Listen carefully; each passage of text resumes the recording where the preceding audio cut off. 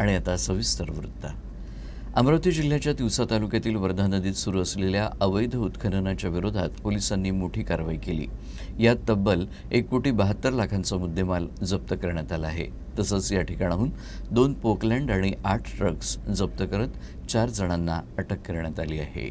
स्थानिक गुन्हे शाखेचं पथक तिवसा पोलीस ठाण्याच्या हद्दीत गस्त घालत असताना त्यांना तिवसा हद्दीतील परतोडी गावासमोरील वर्धा नदीच्या पात्रात अवैध वाळू उत्खननाबाबत माहिती मिळाली।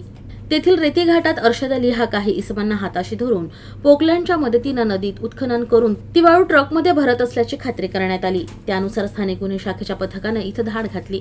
दरम्यान या कारवाईत तब्बल 1,72,00,000चा मुद्देमाल जप्त करण्यात आला। या कारवाईत 8 ट्रक, 2 ट्रॅक्टर, 2 पोकलँड, दुचाक्या आणि 4 मोबाईल अशा मुद्देमालाचा समावेश आहे।